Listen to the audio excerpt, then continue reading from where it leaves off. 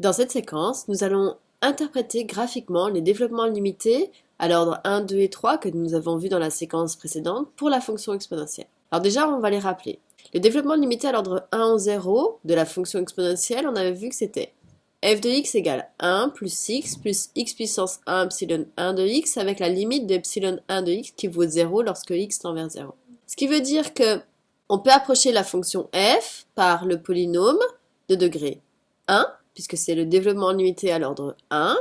Donc dans ce cas-là, ce polynôme, on le voit puisque c'est la partie régulière du développement limité, c'est-à-dire 1 plus x. Donc on va noter ce premier polynôme P1 de x, et donc on le posera égal à 1 plus x. Ce qui veut dire que f, elle va être approchée par ce polynôme-là.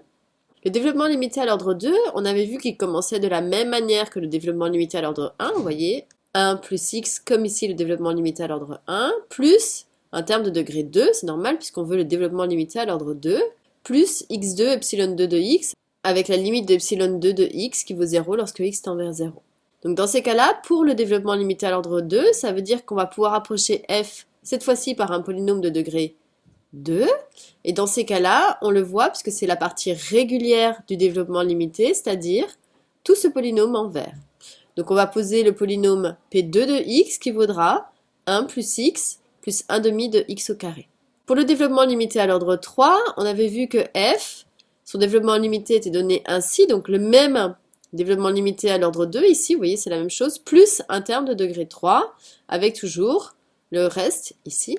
Ça veut dire qu'on va pouvoir rapprocher f par un polynôme de degré 3, puisque c'est le développement limité à l'ordre 3, et ce polynôme, c'est la partie régulière du développement limité, c'est-à-dire tout ce polynôme ici en bleu. Donc on va poser P3 de x qui vaudra 1 plus x plus 1 demi de x au carré plus 1 sixième de x au cube. Donc maintenant, si on va voir au niveau du graphique. Voici la représentation de exponentielle de x. Alors ce qui nous intéresse, puisqu'on fait des développements limités en 0, c'est de regarder ce qui va se passer ici au voisinage de 0. Pas ailleurs, puisque si on veut voir ailleurs, il faudrait par exemple ici faire le développement limité en à peu près 1,3 et voir ce qui se passe pour ici. C'est vraiment quelque chose de local, le développement limité. Donc on va observer ce qui se passe ici, autour de 0. Voici P1 de x. Donc c'est normal que ce soit une droite, puisque c'est une fonction affine. Et on voit qu'effectivement, au voisinage de 0, P1 de x y correspond avec la fonction. Vous pourriez, avec votre calculatrice, faire un gros zoom et voir comment effectivement elles collent bien toutes les deux, la courbe et la fonction, au voisinage de 0. Et vous voyez ici cette différence, ça correspond au reste, en fait, le x puissance 1 epsilon 1 de x. Donc c'est bien vrai que plus on se rapproche de 0 ici, plus la limite elle est petite, puisque c'est une approximation. Voici P2 de x, polynôme de degré 2, une parabole. Donc on observe, comparé à P1, que P2, elle colle plus longtemps avec la courbe au voisinage de 0 ici. Donc c'est pour ça que P2 commence à devenir une meilleure approximation que P1. Voici P3 en bleu, on voit que P3 comparé à P2 colle encore plus longtemps à la courbe.